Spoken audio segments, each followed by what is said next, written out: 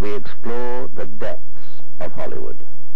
Not the side of Tinseltown's glitter and glamour, but the mysterious, often untold side, where famous lives are ravished by tragedy and terror. And even screen legends are caught in the bizarre limbo which lies beyond this dimension. Stories abound here. Ours live here. Our subject is ghosts. As he requested, Bela Lugosi was buried in the cape of Count Dracula, the very character that caused him so much personal torment. Perhaps that is why Bela Lugosi's ghost still lingers strolling down Hollywood Boulevard, we're told, the one place where he was at his happiest and at the top of his career. Elizabeth Short's murder was horrifying. The girl who would otherwise have vanished in the Hollywood maze became famous by way of her sadistic killing. To make the whole thing more bizarre, more than 50 people confessed to this lurid crime. Marilyn called for a press conference. I never believed she was a solicitor. The day before the press conference, Marilyn was found dead. She's been sighted at her grave, the Hotel Roosevelt, and the house where she lived at the time of her death. Hollywood is the kind of place where anything can happen, and where everything is possible. And once you have made it to the top, the sky is the limit. Not that the sky ever stopped anyone in Hollywood. Mansions you could only find between the pages of a Gothic novel adorn tree-lined streets. In these mansions, many a film star from yesteryear lived a dream come true. Or so it appeared to the outside world. How many of Tinseltown's dark secrets are left untold, we will never know, leaving you with only one wish: if only those walls could talk. Motion pictures have provided us with some terrifying tales. Stories that had us on the edge of our seats and our hearts pounding furiously. So, it's only fair to start with some of the film stars who took mystery one step further. Especially those stars who aren't around anymore. Or so we are led to believe. Silent screen idol Lon Chaney portrayed the haunted characters so well in films such as The Hunchback of Notre Dame and The Phantom of the Opera, so it came as no great surprise when a rumor flared up that Lon Chaney's ghost was spotted in Hollywood after his death in 1930. In his living years, Chaney, like so many other actors starting out, earned money as a movie extra. Every day at the corner of Hollywood and Vine, he sat on a bench waiting for the bus to take him to the studios.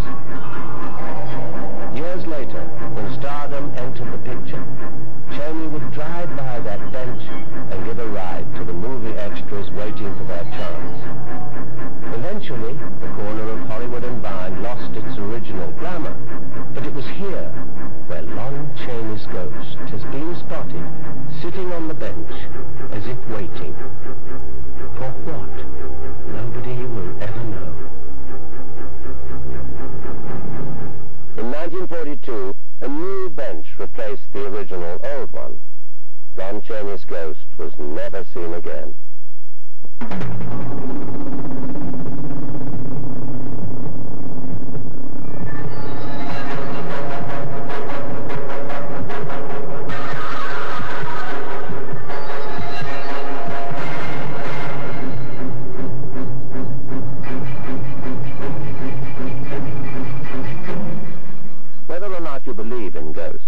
There seem to be enough tales out there to leave at least a thread of reasonable doubt. Experts say, though, that ghosts feed on the energy from the living to manifest themselves. So people who don't believe in ghosts aren't able to give out that energy, and rarely witness this phenomenon.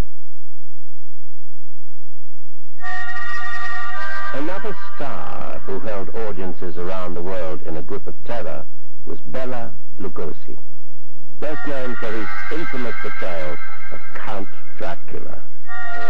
I am Dracula. I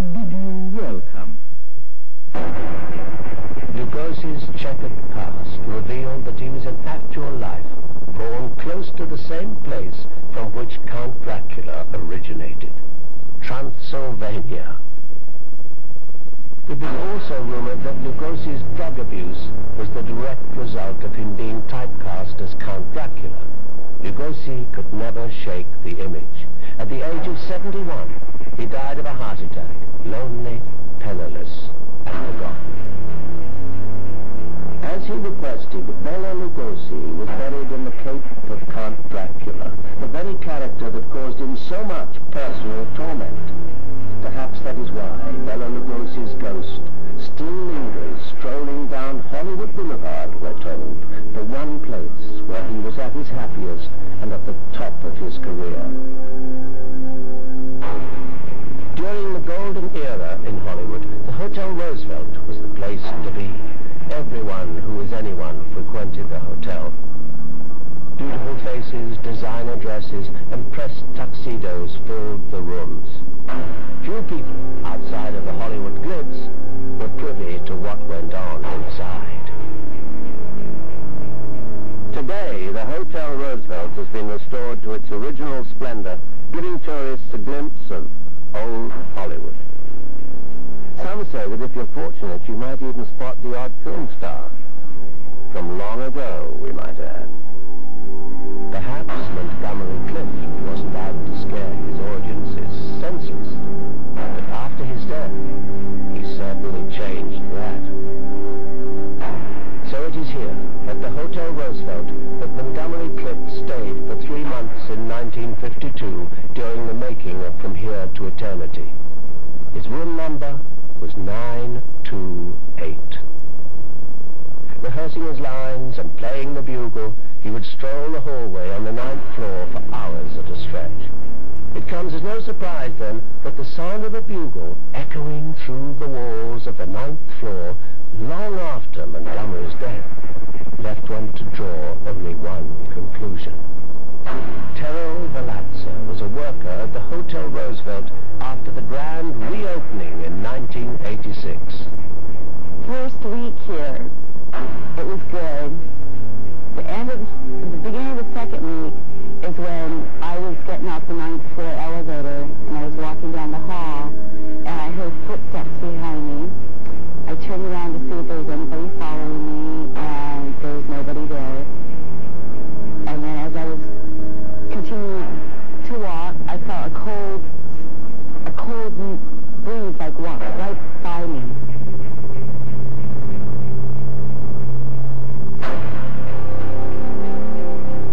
And I went down in the elevator and never went back up. Terrell's experience is only one of many that happened on the 9th floor near room 928. There are no hard and fast rules about how, why, and where ghosts will manifest themselves. Many experts believe, though, that a traumatic death is a sure way to guarantee a haunting. Especially if the dead person was not ready to be accepted in the spiritual world. Emphasizing the sparkle and grandeur of Tinseltown below, the Hollywood sign lights up lightly for everyone to see, and a silent promise to many a hopeful. Atlantic called to police one night reported a sighting of a young woman climbing up one of the letters, the letter H. But when the police arrived, there was no one there. Yet another report came in a week later. The description fits the same young woman, climbing up the same letter. But again, the search proved in vain, as though she had vanished into thin air. The case was more than puzzling, because precautions had been taken to keep people from climbing up these letters. There was only one incident many years ago when a careless workman left his ladder behind. Of all the forgotten suicides in Hollywood, there is none more tainted with ill-conceded fate than that of the young actress who surrendered so dramatically to her circumstances. Peg Entwistle, like so many other aspiring actors, came to Hollywood with expectations of stardom. Unlike many, she had a lot to offer, but her talent still got lost in the grooves of the Hollywood mirror.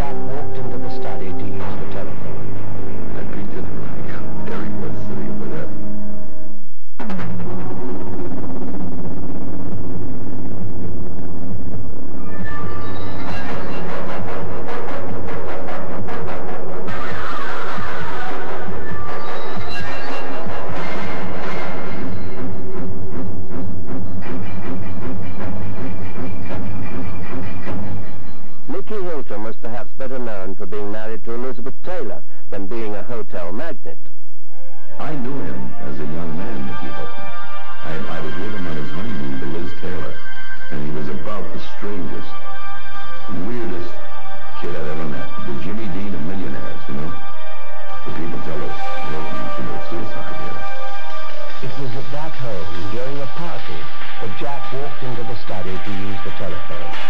I think that every day make your hair stand on me. I kind of bulked it out, you know. But that's not where the peculiar evening ended. Sometime later, we had been invited over to the house, and our hostess taking me upstairs and showing me the bedroom. The carpeting was stained with blood. It was the same one that Nicky had me years before it slashed his wrist. And the strange thing was, no matter how many times the carpeting had been replaced, bloodstains kept coming back. While we were examining the carpet, our hostess's daughter called to the room on the intercom. Something really strange was happening in the kitchen. Well, we rushed down there wondering what could be causing such a fright. But something was definitely shaking the liquor cabinet. I mean, from the inside, we thought maybe a cat had gotten in there, but after our hostess unlocked it, all the shaking stopped and there was nothing unusual at all about it. She then closed the bar and locked it, and everything went crazy. Liquid came pouring out, bottles were shaking. I was shredded back. He and I looked at each other. We were both panic-stricken. It was frightening, especially the noise and rattling and shaking. The bottle, after hearing something. And you think maybe it's a tremor, an earthquake, or something like a gas. Like right on cue. Everything seems to happen constantly in the house.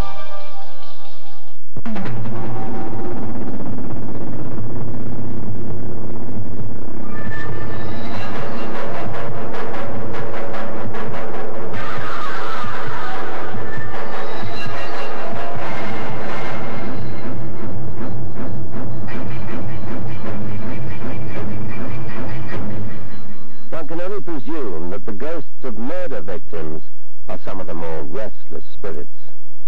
And with a history littered with unfulfilled dreams and sensational murders, Hollywood offers a smorgasbord of such bizarre anecdotes.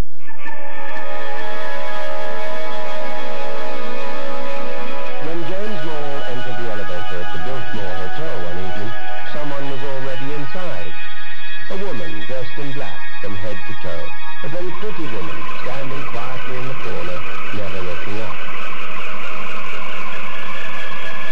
The elevator stopped on the 6th floor. James stepped to the side, expecting the woman to get out, but she remained inside. "This is the 6th floor," he said, and smiled. As the woman brushed past him, James felt a sudden chill grazing his skin. Stopping outside the elevator, the woman looked back at James as if to ask him for help. He waited for her to say something, but she didn't. Just before the elevator door finally closed, he pressed the button to reopen them.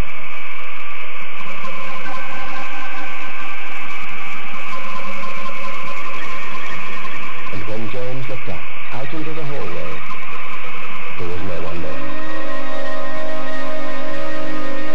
As if there never was. James couldn't shake the peculiar sensation that had swept over him. A few days later, James stumbled across a book on Hollywood. Thumbing through, he happened to see a familiar face on page 52, the photograph of a pretty young woman dressed in black. James recognized his companion from the elevator. There was only one little snitch. She had been dead for half a century. Her story is tragic, and even in Hollywood's world of bizarre sex and crime stories, Elizabeth Short's murder was horrifying. On a cold morning in January 1947, a Los Angeles mother and her little girl stumbled across what looked like a broken store dummy lying among the rubble in a vacant lot. It turned out to be a naked body of a young woman, sawed in half. Mutilated beyond comprehension, the body was covered with cigarette burns, the wrists and ankles in bondage, the mouth slashed into a grim sneer.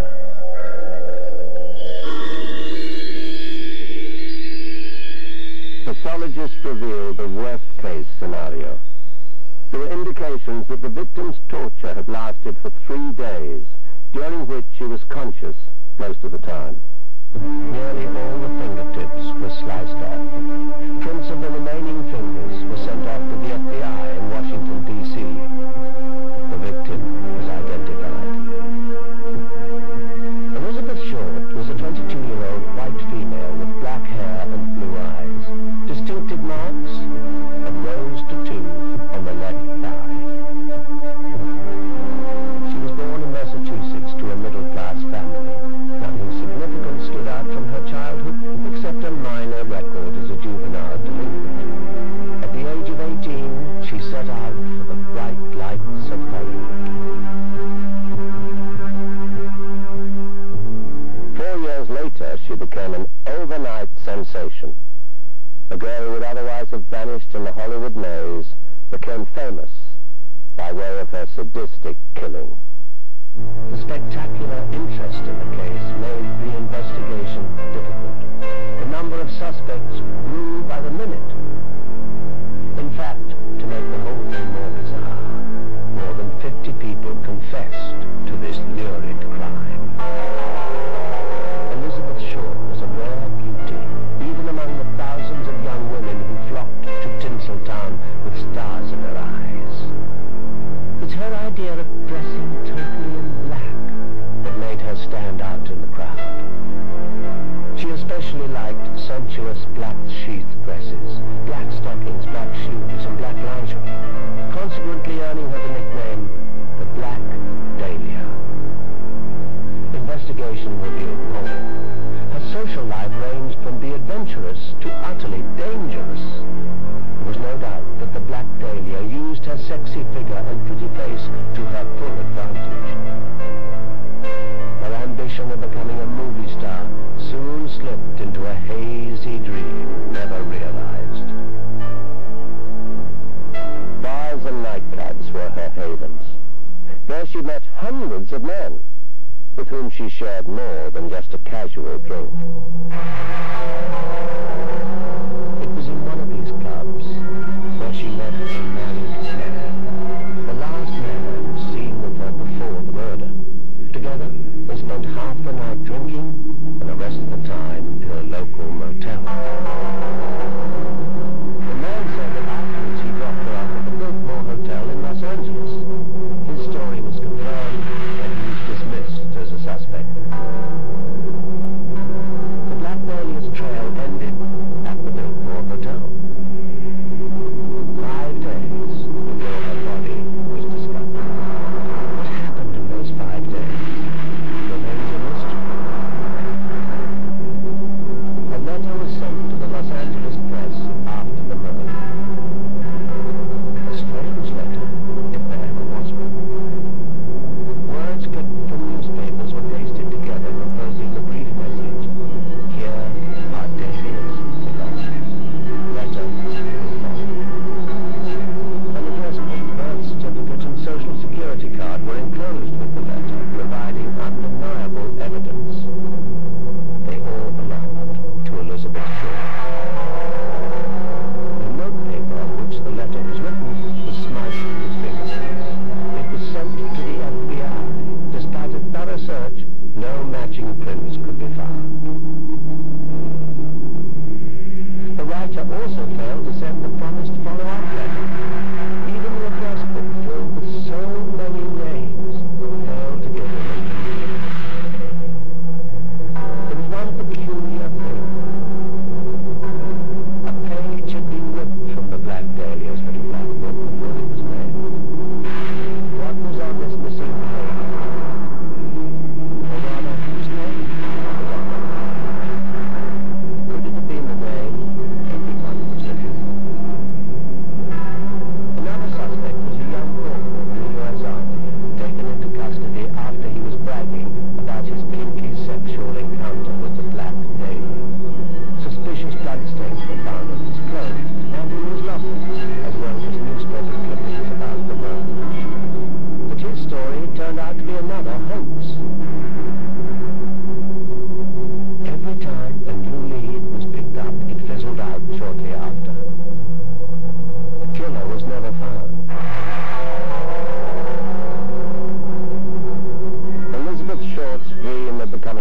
Christmas was indeed a dream come true. The price was just too high. To come back to James Moore's encounter with the mysterious woman in black, there is no doubt in his mind the woman was a dead ringer for the Black Dahlia, leading to the conclusion that the Black Dahlia's spirit lingers where the riddle ends.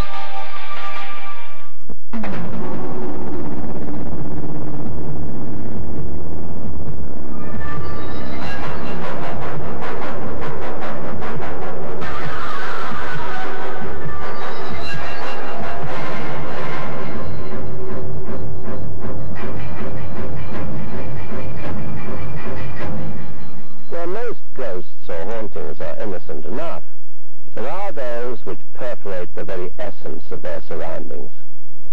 Our next story takes us to the very place Joan Crawford called home. But was Crawford the only occupant there? When children's voices continually echoed through the walls, their small shadows scaling up always, Joan Crawford called a local minister to perform an exorcism on the house. Some say it was invasion, because the evil spirit had already taken possession of the actress.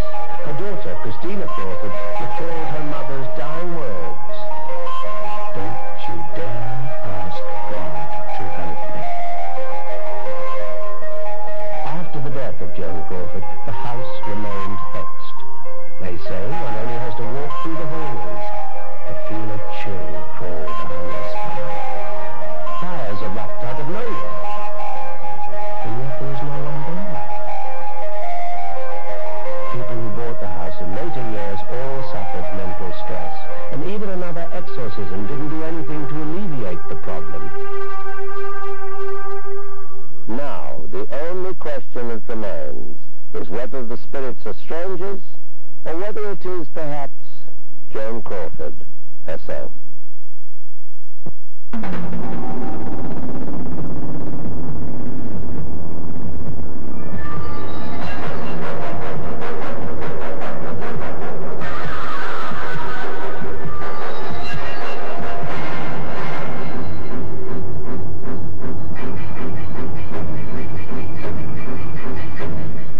One would expect a ghost story or two to attach itself to someone as celebrated as Marilyn Monroe, for this is one spirit who has every reason to be restless. Strange tales and tabloid gossip ran amok after the death of Marilyn Monroe. Evidence to her death became privy to only a few, and until today remains behind closed doors.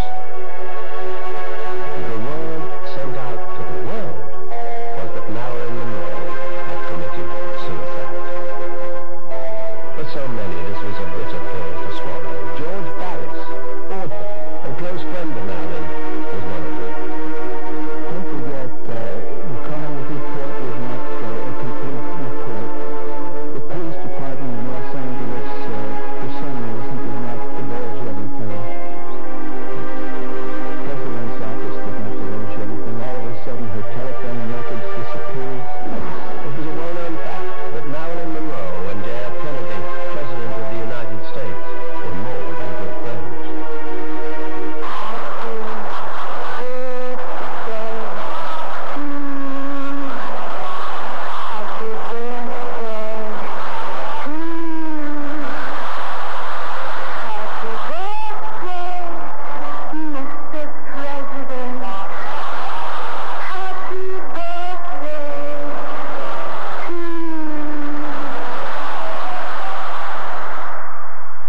Peter Lawford, the president's brother-in-law, made his house available for the couple. It was an open secret. You know, they had dinners there, and they had rendezvous there. Unfortunately for Marilyn, it was the beginning of a destructive path and incredible heartbreak. When the FBI got wind of the affair, the president was confronted. The FBI had enough evidence to incriminate Jack Kennedy. It was also a well-known fact that there was no love lost between J. Edgar Hoover, who was head of the FBI, and Jack Kennedy. J.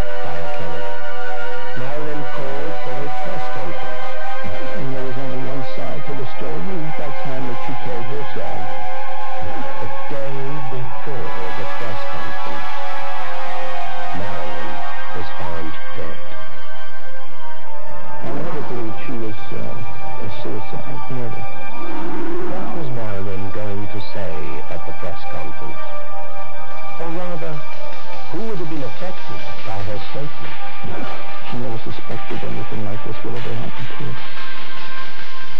So it was just a tragedy, an unsolved tragedy would be the world's greatest to an innocent girl. Tragedy, innocence, death, unsolved mystery. All textbook examples of why a spirit would be troubled. And Marion's ghost certainly is. She's been sighted at her grave, the Hotel Roosevelt, and the house where she lived at the time of her death. There's a lot of people that I think are still alive that could enlighten us on this if they would only come forward, but I think they're afraid to. One way or the other, Marilyn will remain an enigma, a vivid reminder of stardom taking the low road.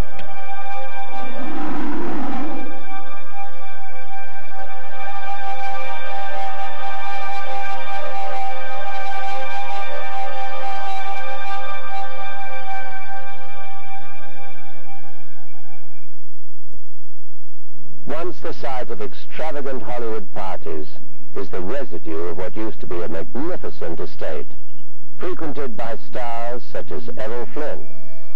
After passing through the wrought iron gates of the Pines, a crumbled path leads to the foundation and a staircase. All that's left of what was once a mansion one could only find in Hollywood. As expected, strange sightings have been reported, figures appearing and disappearing. Sometimes the faint sound of laughter and music still penetrate the quiet air. And when your curiosity takes over and you search for the party, you will find nothing. One is warned against going there at night because that's when the stars come out to continue where they had left off decades ago. Perhaps the greatest mystery in life is what happens after life. And maybe we'll never get the answer. But there are the theories. One theory is that people don't believe there is anything after this life. Death may be a confusing and unacceptable journey for them when they leave Earth for the spirit world. So along the way, they get lost. Bawdy is perhaps the best way to describe the house Jayne Mansfield had bought in Bel Air. The star had a 13-bathroom mansion painted a flashy pink, and her love for the place was evident. Next to the swimming pool, Jayne Mansfield has been spotted basking in the sun, long after her death, and a more shapely ghost one could not wish to see. There is, however, a tragic story that precedes Jayne Mansfield's death. Her boyfriend at the time, Sam Brodie, convinced her to join a satanic church in Beverly Hills. The priest of the coven, Anton LaVey, became furious when Brodie and Mansfield mocked some of the rituals. It is said LaVey put a curse on Mansfield. When Mansfield's 5-year-old son was mangled by a lion at Jungle Land in Thousand Oaks, she took the curse seriously and went to LaVey and pleaded with him to save her son. Her son recovered, but Mansfield's bad luck continued. Rumor had it that Satan was at work here because on June 29, 1966, Mansfield and Brodie were killed in a car crash. Mansfield was decapitated. But the people who have seen her ghost roaming the Pink Mansion say that Mansfield looks better than ever. Obsessed by the death of his mother, actor Clifton Webb kept all her clothes and belongings locked behind a bedroom door. He continuously held seances to contact her. When the 3-time Oscar winner died of a heart attack in October 1966, his mania continued. A firm believer in life after death, he vowed never to leave the house where he and his mother once lived. And he kept his promise. Webb hated cigarettes with a passion. And after his death, smokers in the house have been stunned when cigarette packets go flying across the room. Even lighting a cigarette becomes an impossible task when the mysterious cold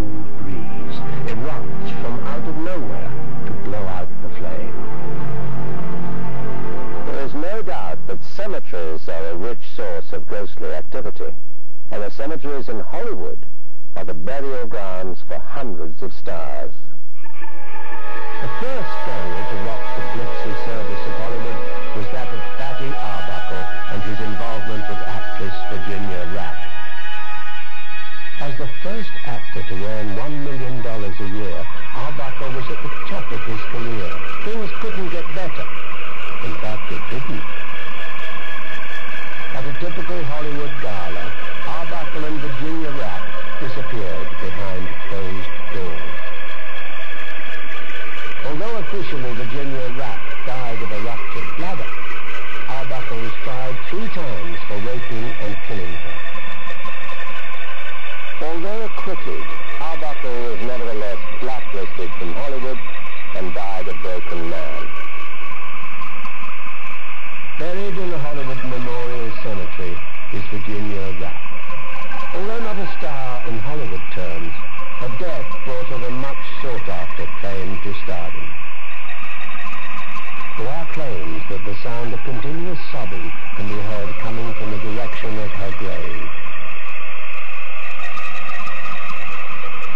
Perhaps the sobbing is from the grave next to her, which ironically holds the man who was left heartbroken after her murder. You see, Henry Lerman had a ring in his pocket and plans for a life together. Known as a girl who was too beautiful, silent screen star Barbara Lamar's life ended tragically from what doctors called overriding. Her funeral caused an uproar. Idolized her moves, her 3-year career in stardom earned her a place in Hollywood history as the most beautiful woman who ever appeared before a movie camera.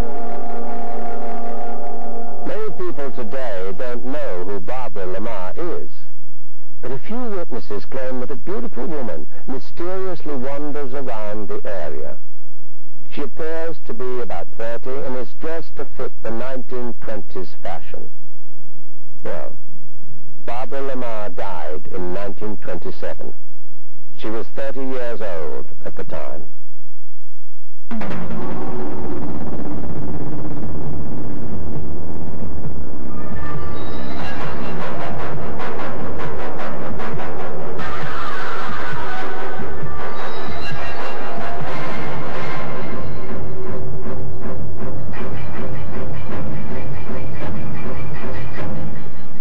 In life, we tend to immortalize those who have reached that famed celebrity status.